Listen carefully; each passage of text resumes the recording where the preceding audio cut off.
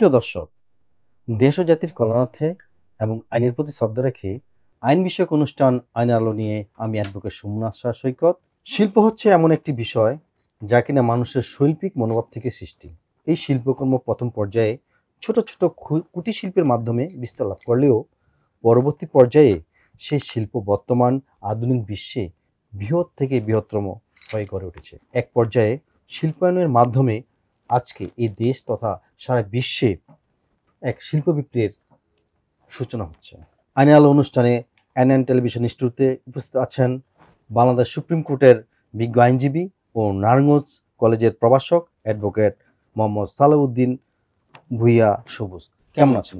আছি, আলহামদুলিল্লাহ ভালো আছি। আপনি ভালো তো? জি। এছাড়া উপস্থিত আছেন বাংলাদেশ সুপ্রিম কোর্টের আরেকজন বিজ্ঞ আইনজীবী অ্যাডভোকেট শামসুন নূর বাদন। কেমন আছেন? আলহামদুলিল্লাহ ভালো। ভালো আছেন ভাই? জি ভালো।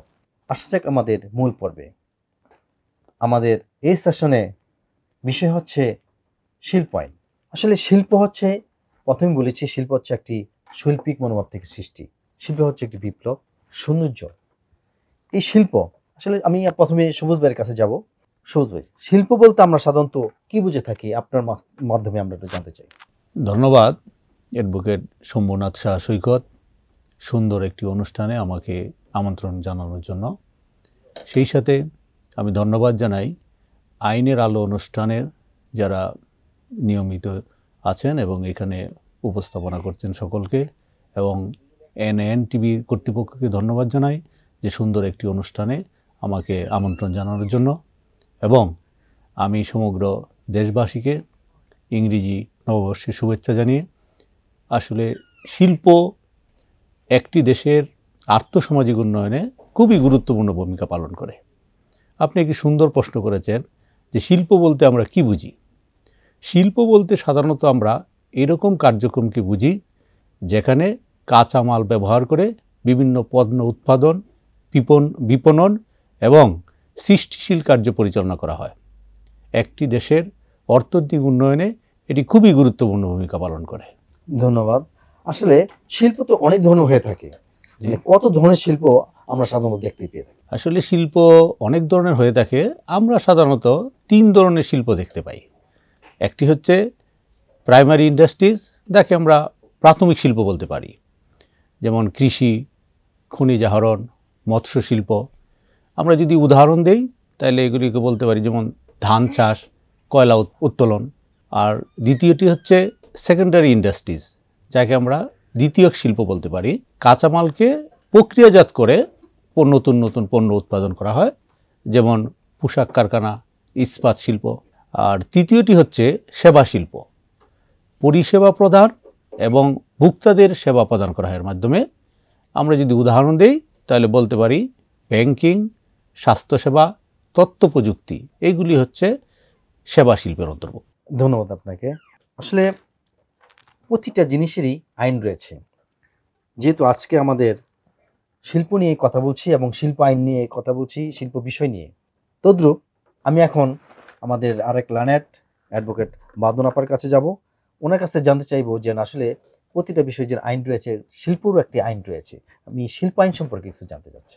ধন্যবাদ ভাই আমাকে আইনের আলো অনুষ্ঠানে আমন্ত্রণ জানানোর জন্য, এবং আপনাদের চ্যানেল কর্তৃপক্ষ এবং যারা কলাকৌশলী আছে সবাইকে আমার আন্তরিক অভিনন্দন জানাচ্ছি। এরকম সুন্দর একটা আইন নিয়ে আলোচনা, আসলে আমরা অনেক কিছু নিয়ে আলোচনা করি, তো আইন আমাদের দৈনন্দিন জীবনে আমাদের সব কাজে আমাদের আইনটা ফলো করা উচিত। তো সবুজ ভাই সুন্দর মতন শিল্প কি এটা ব্যাখ্যা দিল। শিল্প এমন একটি প্রক্রিয়া যেখানে রূপান্তর হয়, রূপান্তর করে একটা পণ্যকে প্রাথমিক অবস্থা থেকে চূড়ান্ত অবস্থায় নিয়ে মানুষের সেবার কাজে এটা ব্যবহার করা হয়। এই শিল্প জিনিসটাকে সঠিকভাবে ইউটিলাইজ করার জন্য বা নিয়মতান্ত্রিক পদ্ধতিতে নিয়ে আসার জন্য একটা আইন আছে বাংলাদেশে, যেটা বাংলাদেশ লেবার ল 2006 নামে আমরা সবাই চিনি। সেই আইনের ধারা 2-এ শিল্পের একটা সংজ্ঞা দেওয়া হয়েছে। আমি যদি আইনের ভাষায় বলতে যাই, সেই অর্থে শিল্প বলতে উৎপাদন, বিতরণ, বন্টন কিংবা পরিষেবা সম্পর্কিত কর্মকাণ্ড যা অর্থনৈতিক ও সামাজিক জীবনে প্রভাবিত হয়, সেটাই শিল্প। আর এই শিল্প আইন 2006-এ একটা শিল্পের সাথে যে শ্রমিকের সম্পর্ক সেটা কিরকম হতে পারে এই রকম ভেদটা সুন্দরভাবে সুনির্দিষ্টভাবে বিন্যাস করা আছে। ধন্যবাদ আপনাকে। আসলে শিল্প তো একটা শৈল্পিক মনোভাব থেকে সৃষ্টি হয় এবং তখন মানুষের নিত্য প্রয়োজন থেকে বৃহৎ প্রয়োজনে মানুষের গড়ায়। তদ্রূপ শিল্প কি কি বিষয় নিয়ে গঠিত হয়ে থাকে সে সম্পর্কে আপনি জানতে চাচ্ছি সবুজের কাছ থেকে। ধন্যবাদ। আসলে শিল্প গঠনের বিভিন্ন উপাদান রয়েছে, সেগুলি যদি আমরা একটু আলোচনা করি তাহলে প্রথমে হচ্ছে র মেটেরিয়ালস, যেটা কাঁচামাল উৎপাদনের জন্য মৌলিক উপাদান। এটি যেমন আমরা যদি উদাহরণ দেই তাহলে সেটি হচ্ছে বস্ত্র শিল্পে সুতা লাগে, সেটা হচ্ছে এটা অন্যতম উপাদান। এরপরে হচ্ছে টেকনোলজি, প্রযুক্তি যাকে বলা হয়, উৎপাদন প্রক্রিয়ায় ব্যবহৃত বিভিন্ন যন্ত্রপাতি এবং পদ্ধতি। এরপরে হচ্ছে লেবার ফোর্স বা শ্রমশক্তি, শ্রমিকদের শারীরিক এবং মানসিক প্রচেষ্টা। ক্যাপিটাল বা পুঁজি, শিল্প প্রতিষ্ঠানের জন্য প্রয়োজনীয় অর্থ। এবং সর্বশেষ যেটা প্রয়োজন সেটা হচ্ছে প্ল্যানিং অ্যান্ড ম্যানেজমেন্ট, উৎপাদন এবং বিতরণ কার্যক্রম সুষ্ঠুভাবে পরিচালনার জন্য প্ল্যানিং এবং ম্যানেজমেন্টের প্রয়োজন। আসলে বিভিন্ন বিষয় নিয়ে সেটা বিভিন্ন বিষয় দিয়ে একটি দিয়ে শিল্প তৈরি হয় না, অনেকগুলি উপাদানের সমন্বয় হচ্ছে শিল্প। জি, ধন্যবাদ আপনাকে। আসলে আমরা দেখতে পাই যে প্রতিটা বিষয়ের সাথে শিল্প এবং কলা, মানে কলা আর শিল্প, কিন্তু আসলে এই কলা সেই কলা না, কিন্তু শিল্পের একটা কলা রয়েছে, কিন্তু সেই কলাটি শিল্পের সাথে যে সম্পৃক্ত যে কলা রয়েছে সেই কলা সম্পর্কে আমরা জানতে চাচ্ছি। শিল্পকলা, ফাইন আর্টস, আসলে এই কলা সেই কলা না, এটা ফাইন আর্টস, সৃজনশীলতা। জি, আপনি একটা শিল্পকে কতটুকু সুন্দর মতন উপস্থাপন করবেন, এটা হচ্ছে একটা সৃষ্টিশীল শক্তি। সবার মধ্যে এটা আল্লাহ প্রদত্ত বলতে পারি, সবার মধ্যে ওই জিনিসটা হয় না। কেউ আর্টে ভালো ছবি আঁকতে পারে, কেউ বা সুন্দর করে আলপনা করতে পারে, কেউ সুন্দর করে গান গাইতে পারে। এক একজনের একটা প্রতিভা থাকে। অনেক সময় দেখা যায় যে এটা চর্চাতেও প্রতিভাটা বিকশিত হয়। তো শিল্পকলা বলতে আমরা যে কোনো সহজ সরল এবং সুন্দর কাজকেই বুঝি, যেটা একটা নিয়মতান্ত্রিক প্রক্রিয়ায় মানুষকে সেবা প্রদান করে, সে মেধার মাধ্যমে। ধন্যবাদ। আসলে সেই কলার মাধ্যমে কিন্তু মানুষের সৃষ্টিশীল কিছু তৈরি হয়।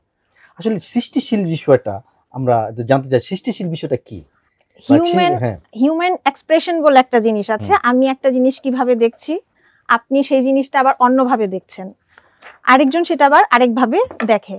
তো সৃষ্টিশীলতা হচ্ছে, অনেকে দেখা যায় যে একটা ছোট কাগজ দিয়ে সুন্দর পাখি বানাতে পারে, এটাও একটা সৃষ্টিশীলতার মধ্যে পড়ে, সৃজনশীলতার মধ্যে পড়ে। সুন্দর করে যেই কোনো একটা নিয়মতান্ত্রিক উপায়ে কোনো শিল্পকে গড়ে তুলে মানুষকে সামনে প্রেজেন্ট করাই, এটাই হচ্ছে আপনার সৃষ্টিশীলতার শিল্প বা শিল্পকলা। ধন্যবাদ আপনাকে। আসলে আমি বাদনের সাথে একটু যোগ করতে চাই। এখানে আমাদের যে বিশ্বকবি রবীন্দ্রনাথ ঠাকুর, উনি কিন্তু একটা সুন্দর উক্তি এই ব্যাপারে বলেছেন যে শিল্পকলা হচ্ছে মানব সত্তার যে গভীরতম অনুভূতি সেটাকে প্রকাশ করা, সেটা হচ্ছে শিল্পকলা। ধন্যবাদ। আসলে বিজ্ঞ আইনজীবীদের মুখ থেকে যে কোনো কথা বললেই আসলে এটাও একটা শিল্প। এই একজন আইনজীবী যখনই কি সুন্দর করে কথা বলে বা উপস্থাপনা করে, সেটা তার একটা আর্ট, সেটা একটা শিল্প। ধন্যবাদ আপনাকে।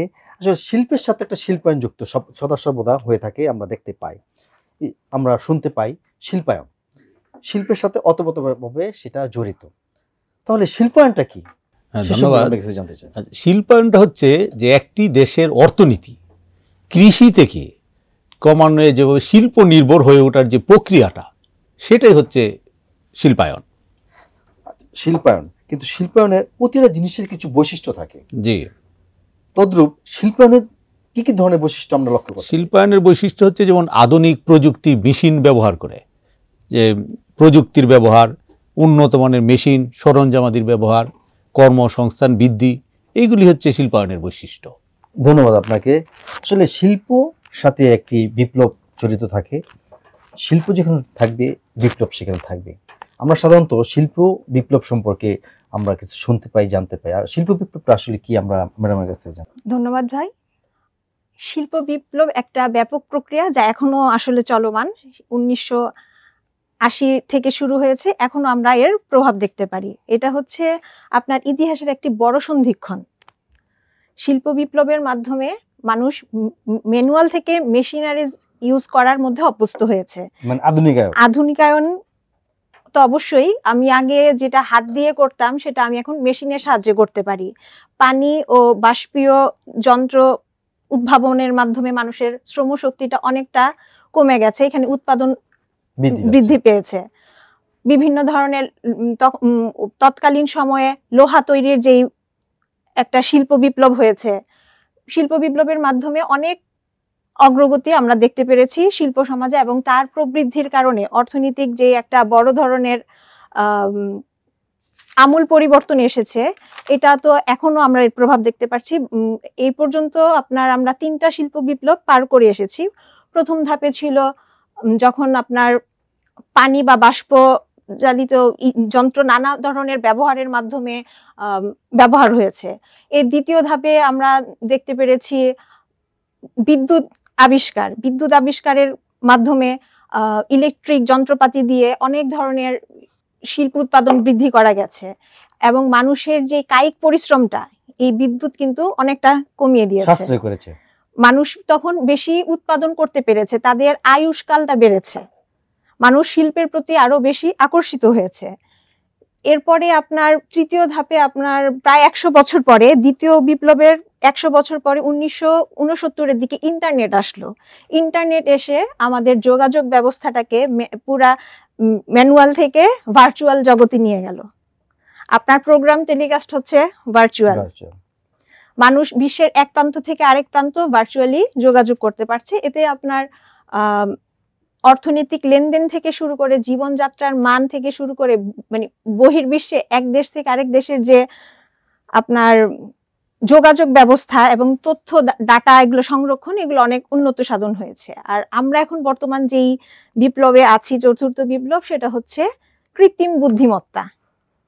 এই কৃত্রিম বুদ্ধিমত্তার যুগে আপনার একটা রেস্টুরেন্টে গেলে দেখবেন ওয়েটারের পরিবর্তে রোবট এসে খাবার সার্ভ করছে।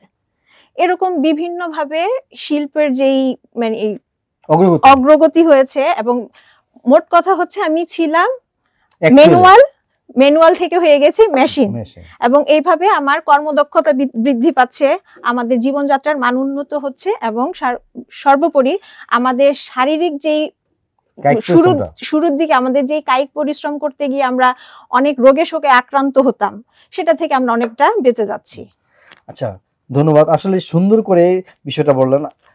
আমরা আসলে বর্তমানে আমরা অনেকেই দেখতে পাই যে বলে যে আমরা দুই জগতে বাস করি, একটা হচ্ছে অ্যাকচুয়াল, একটা হচ্ছে ভার্চুয়াল। আমরা বর্তমানে এইভাবেই আমরা শিল্প বিপ্লবের একটা ফসল বা ফল। কিন্তু কেন ইংল্যান্ডে প্রথম মানে শিল্প বিপ্লব হয়েছিল সে সম্পর্কে আমরা এখন জানবো। শিল্প বিপ্লবটা এটা আমরা গোড়ার দিকে ইংল্যান্ডেই হয়। 1780 থেকে 1840-এর ভিতরে এই প্রথম বিপ্লবটা যেটা হয়। পরবর্তীতে তো আমরা বিপ্লবে আছি। ইংল্যান্ডের প্রথম বিপ্লব হওয়ার সবচেয়ে বড় কারণ ছিল সেখানের প্রাকৃতিক সম্পদ। সেখান থেকে প্রাকৃতিক সম্পদ আহরণ করে খুব সহজেই বিভিন্ন ধরনের শিল্প উৎপাদন করা গিয়েছে। এই কাঁচামালের বিভিন্ন ওদের উপনিবেশ থেকে কাঁচামাল আনা এবং শিল্পটাকে রেডি করে আবার ওদের কলোনিতে রপ্তানি করা। শিল্প শুধু আমার বানালেই তো হবে না, এটা তো আমাকে রপ্তানি বা বেচা কেনা করতে হবে। এইটার একটা বড় বিষয় ছিল। ওদের জনশক্তি ছিল, জনবল দিয়ে এই কাজগুলো ওরা সুন্দর মতন করতে পেরেছিল, এবং একটা যে কোনো কিছু নতুনত্ব জিনিসকে নেওয়ার একটা আগ্রহ থাকতে হয়। আর তার চেয়ে সবচেয়ে বড় কারণ এটা হচ্ছে, যার কারণে ইংল্যান্ড এগিয়েছিল, সেটা হচ্ছে রাজনৈতিক কারণ। ইংল্যান্ড এমন একটা দেশ, সেটা অন্যান্য দেশের তুলনায় তাদের রাজনৈতিক পরিবেশটা অনেক বেশি সুশৃঙ্খল ছিল। তো একটা রাজনৈতিক অবস্থায় স্থিতিশীল থাকলে অনেক কিছুই সুন্দরভাবে করা সম্ভব। তো এই ইংল্যান্ডের এই প্রথম শিল্প বিপ্লব হওয়ার পিছনে এই কাঁচামাল থেকে শুরু করে রাজনৈতিক কারণ সবকিছুই প্রভাব বিস্তার করেছে। ধন্যবাদ। এবার আমি একটু সবুজ ভাইয়ের কাছে আবার যাবো। শিল্পর সাথে কিন্তু সদা সর্বদা আমরা দেখতে পাই একটা নৈপুণ্য থাকে। এই শিল্প এবং নৈপুণ্য এটি কিন্তু একটি টাকার এপিটুপিট বলা চলে। আসলে শিল্প আর নৈপুণ্য এর মধ্যে কি ধরনের আবার এই ডিফারেন্স বা পার্থক্য, মানে সম্পর্ক এবং পার্থক্য এমনটা জানতে চাব। ধন্যবাদ। সৈকত, আসলে শিল্প হলো একটি বড় কার্যক্রম যা বড় পরিসরে করা হয় এবং পণ্য উৎপাদন, পরিষেবা প্রদান, এই অর্থনৈতিক কার্যক্রমে অংশগ্রহণ করা বড় পরিসরে সেটা হচ্ছে শিল্প। যেমন আমরা যদি উদাহরণ দিই তাহলে হচ্ছে টেক্সটাইল শিল্প, চামড়া শিল্প। আর নৈপুণ্যটা হচ্ছে মানুষের সৃজনশীল কার্যক্রম। আমরা কিছুক্ষণ আগে শিল্প কলা সম্পর্কে আলোচনা করতেছিলাম, অনেকটা সেই ধরনেই। সেটা হচ্ছে একজন ব্যক্তি বা ক্ষুদ্র যে গোষ্ঠী তাদের যে দক্ষতা, সেটা হচ্ছে নৈপুণ্য।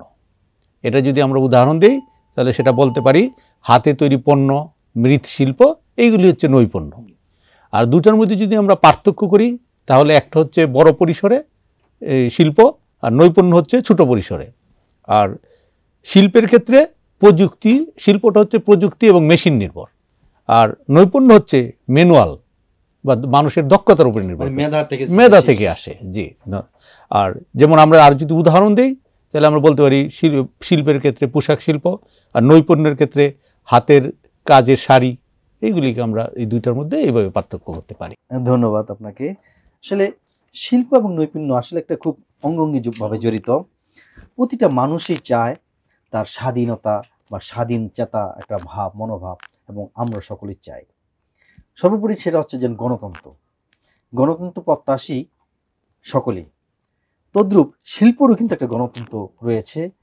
যেহেতু শিল্প একটা বিপ্লব হয়েছে, গণতন্ত্র, আমরা শিল্প গণতন্ত্র বলতে কি মানে গণতন্ত্র বিষয়টা আমরা জানতে চাই। শিল্প গণতন্ত্র আসলে আমরা সবাই গণতন্ত্রে বিশ্বাসী। আমরা সবাই চাই স্বাধীনভাবে মতামত প্রকাশ করতে পারার একটা অধিকার, যেটা সত্য বা যেটা অন্যায় বা আমার ন্যায্য দাবিটা আমি আদায় করার জন্য আমি কথা বলবো, এটাই এক ধরনের গণতন্ত্র, বা আমার যে কোনো একটা ডিসিশন মেকিং এ আমার পার্টিসিপেশন থাকবে। তো এমন একটি প্রক্রিয়া হচ্ছে শিল্প গণতন্ত্র, যেখানে শ্রমিক তার কর্মক্ষেত্রে সিদ্ধান্ত গ্রহণ করতে একটা ভূমিকা রাখতে পারে, মালিকের সাথে তার শ্রম নিয়ে আলাপচারিতা করতে পারে, এবং শিল্পের প্রাতিষ্ঠানিক জায়গায় তার কাজের ক্ষেত্রে তার কিছু সুযোগ সুবিধার প্রয়োজন হয়। তার মজুরি থেকে শুরু করে, কর্মপরিবেশ থেকে শুরু করে অনেক ধরনের সুযোগ সুবিধা তার সে যদি না পায় তাহলে সে শ্রমটা দিতে পারবে না। তো সবকিছু মিলে এই মালিকের সাথে তার কথা বলার যে অধিকার, এটা এক ধরনের গণতন্ত্রের মধ্যে পড়ে। আপনার শিল্প ক্ষেত্রে শিল্প গণতন্ত্রের কথা যদি আমরা বলতে চাই, এখানে ট্রেড ইউনিয়ন খুব গুরুত্বপূর্ণ ভূমিকা পালন করে। আপনার শিল্প কারখানাগুলোতে ট্রেড ইউনিয়নের কাজ হচ্ছে একটা শ্রমিক যখন নিয়োগ পায় তার নিয়োগ থেকে শুরু করে তার আইডেন্টিটি কার্ড আদায় থেকে শুরু করে তার ন্যায্য অধিকার, তার আইডেন্টিটি কার্ড, তারপর হচ্ছে তার মজুরির সময়টা কতটুকু হবে, শ্রমের সময়টা কতটুকু হবে, কত ঘন্টা সে কাজ করবে, তার বেতন, বোনাস, ইনক্রিমেন্ট, ভবিষ্যৎ তহবিল গঠনে, এই সব ক্ষেত্রেই ট্রেড ইউনিয়ন একটা গুরুত্বপূর্ণ ভূমিকা পালন করে, এবং এইগুলা সবই কিন্তু আইন সিদ্ধ প্রক্রিয়ায় করে। বাংলাদেশ শ্রম আইনে 2006 যে শ্রম আইন, সেখানে সবকিছু সুনির্দিষ্টভাবে উল্লেখ করা আছে কিভাবে সে এই অধিকারগুলা পাবে। এবং গণতান্ত্রিক প্রক্রিয়ায় সে যখন তার শিল্প নিয়ে বা তার কাজের বিভিন্ন মাধ্যম নিয়ে কথা বললে যদি কোনো সমস্যা হয়, তখন দেখা যায় যে ট্রেড ইউনিয়ন আগে মালিকের সাথে একটা যৌথ দর কষাকষিতে যায়, এবং কোনো ইন্ডিভিজুয়াল কোনো শ্রমিকের বেতন বা চাকরি সংক্রান্ত কোনো সমস্যা হলে ট্রেড ইউনিয়ন যদি এটা সমস্যা সমাধান করতে না পারে, সেই ক্ষেত্রে কিন্তু শ্রমিকদের জন্য আইন অনুযায়ী শ্রম আদালত এবং অ্যাপিলেট ট্রাইব্যুনালের ব্যবস্থা আছে, যেখানে শ্রমিকরা তাদের দাবি আদায়ের উদ্দেশ্যে বেতন বা চাকরি দাবি বা তাদের কোনো যেই অভিযোগ বা যেটার জন্য তারা আসলে পারছে না, তারা আদালতে দ্বারস্থ হতে পারে। সেই আদালতে একজন চেয়ারম্যান থাকে, দুজন প্রতিনিধি, একজন মালিক পক্ষ, একজন শ্রমিক পক্ষ, তাদের কথা শুনে হয় শ্রমিকের পক্ষে ভালো জাজমেন্ট পেলে তারা খুশি, আর যদি কোনো কারণে শ্রমিক অসন্তুষ্ট হয় সেই রায় বা রোয়েদাদের বিরুদ্ধে, তখন তারা এই আইনের বলেই অ্যাপিলেট ট্রাইব্যুনালে আপিলও করতে পারে। ধন্যবাদ আপনাকে যে আপনার মাধ্যমে যে শিল্প এবং শ্রমিক তার যে ন্যায্য অধিকার, তার পাওনা দাবি বা তার যে গণতন্ত্রের একটা বোধ এবং সেটা তার আদায় করার জন্য যে একটা পন্থা রয়েছে, সেই সম্পর্কে আমরা জানতে পেরেছি এবং দর্শকও জানতে পেরেছে। আপনাকে আবারও ধন্যবাদ। আমার মনে হয় এ ব্যাপারে যে আমাদের দেশে ইদানিং কিন্তু প্রায়ই বিভিন্ন শিল্প কারখানায় শ্রমিক অসন্তোষ দেখা দিতেছে। এইটার মনে হয় অন্যতম একটা কারণ হচ্ছে যে এই শিল্প যে গণতন্ত্র আমরা যেটা বাদন অত্যন্ত সুন্দর করে বলল, এমন এটার বড় অভাব। শিল্পের এই শিল্প গণতন্ত্রের ক্ষেত্রে বিভিন্ন শিল্পে সে শিল্প প্রতিষ্ঠানে শ্রমিকরা তাদের যে ন্যায্য অধিকারগুলি সেইগুলি আসলে ওইভাবে তারা আদায় করতে পারছে না, যার জন্যই ঘন ঘন আমাদের দেশে বিভিন্ন শিল্পে শ্রমিক অসন্তোষ দেখা দিচ্ছে। ধন্যবাদ। আমি বাদন আপার কাছ থেকে আরেকটু আমি জানতে চাচ্ছি এবং জানতে চাইবো যে শিল্পায়ন কিভাবে একটা দেশের অর্থনীতি পরিবর্তন করতে পারে। আচ্ছা ভাই, এটা অনেক গুরুত্বপূর্ণ একটা প্রশ্ন। শিল্প বা শিল্পায়ন হচ্ছে একটি দেশের, আমরা বলবো, মূল চালিকা শক্তি বা মেরুদণ্ড বলা যায়। একটা দেশের অর্থনৈতিক মেরুদণ্ড হচ্ছে শিল্পায়ন, শিল্প। তো এই শিল্প একটা দেশের অর্থনীতিতে কিন্তু অনেক বড় একটা ভূমিকা পালন করে। আমি যদি একটু তথ্যভিত্তিক কথা বলি, সেখানে বাংলাদেশের রেডিমেড গার্মেন্টস 2023 সালের আগস্ট মাসে বিশ্ববাজারে রপ্তানি করেছে 404,48,60,000 ইউএস ডলার, যেটা আপনার 22 আগস্টে ছিল এর পরিমাণ, ঠিক এক বছর আগে 374,57,60,000 ইউএস ডলার। তার মানে আপনার এক বছরের তফাৎটা কি দাঁড়ালো? এক বছরে রপ্তানির পরিমাণ বেড়েছে 29,91,00,000 শিল্পের মাধ্যমে, রেডিমেড গার্মেন্টস শিল্পে।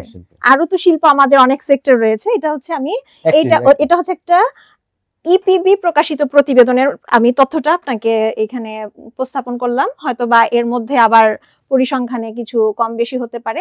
তো এই যে একটা অর্থনীতিতে একটা দেশের প্রভাব ফেলা, আমার দেশের যদি একটা রেডিমেড গার্মেন্টস এর কথাই বলি, আমূল পরিবর্তন কিন্তু। এবং এই প্রভাবটা কিন্তু শুধু যে এই ক্ষেত্রেই রাখে তা না। বাংলাদেশ ইলিশ রপ্তানিতে 1 নাম্বার, রেমিটেন্স আসছে আমাদের দেশে প্রচুর। গত ডিসেম্বরের একটা পরিসংখ্যান যদি আমি বলি, ডিসেম্বরে 263,90,00,000 আয় পাঠিয়েছে প্রবাসীরা, রেমিটেন্স ইউএস ডলার, এবং এটা এই যাবৎকালের সর্বোচ্চ মানে রেমিটেন্স আমরা পাই। তো অবশ্যই অর্থনীতিতে শিল্পায়ন তো আমার প্রভাব ফেলছে। আমি বিভিন্ন, এটাও কিন্তু একটা শিল্পের অনেকগুলা দিক আছে। আমার রেডিমেড গার্মেন্টস দিয়ে যেমন আমি এগিয়ে যাচ্ছি, আমার আরো সংস্থা থেকেও আমি বিভিন্নভাবে প্রভাবিত হচ্ছি, এবং আমি এটা আমার দেশের কাজে আমার অনেক বড় ভূমিকা পালন করছে। ধন্যবাদ আপনাকে। আসলে এই শিল্পটা আমাদের একটি শিল্প যদি ভালোভাবে, সুন্দরভাবে, সুশৃঙ্খলভাবে একটা এগিয়ে যায়, তাহলে দেশ অবশ্যই উন্নতি চরম শিখরে পৌঁছাতে পারবে। আচ্ছা, আমরা আবার একটু সবুজ ভাইয়ের কাছে যাব যে শিল্প বিকাশ, প্রতিটা বিষয়ে একটা কারণ থাকে। শিল্প বিকাশে কি ধরনের কারণ থাকে বলে আপনি মনে করেন? ধন্যবাদ সৈকত। আসলে শিল্প বিকাশের বেশ কিছু কারণ আছে।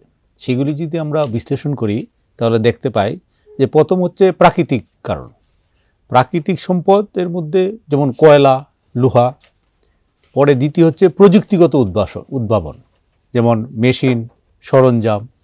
তৃতীয়ত হচ্ছে পর্যাপ্ত শ্রমশক্তি, যে শ্রমশক্তিকে দক্ষ এবং অদক্ষ দুই ধরনের শ্রমিকই থাকতে পারে। আর চতুর্থত হচ্ছে আন্তর্জাতিক বাজার, যেখানে পণ্যের প্রচুর চাহিদা থাকে। এই চারটা কারণ যদি থাকে তাহলেই একটা শিল্প বিকাশ লাভ করতে পারে। তাহলে এই যে প্রবৃত্তিটা কি? প্রবৃত্তিটা হচ্ছে একটা সুন্দর প্রশ্ন, যে একটা শিল্প প্রবৃত্তি বলতে বোঝায় নির্দিষ্ট সময়ের মধ্যে শিল্প খাতের যে উৎপাদনশীলতা এবং আয় বৃদ্ধি, সেটাকে শিল্প প্রবৃত্তি বলে। সেটাকে যদি আমরা একটু দেখি, যে বাংলাদেশে তৈরি পোশাক শিল্পে 2022 সালে 12% প্রবৃদ্ধি অর্জিত হয়েছে। এটা খুবই আমাদের অর্থনীতির জন্য একটা গুরুত্বপূর্ণ বিষয়। জি, ধন্যবাদ আপনাকে। আসলে আমরা অনেক শিল্প নিয়ে আমরা কথা বলছি। দর্শক, চেয়ে নিচ্ছি ছোট্ট একটা বিরতি।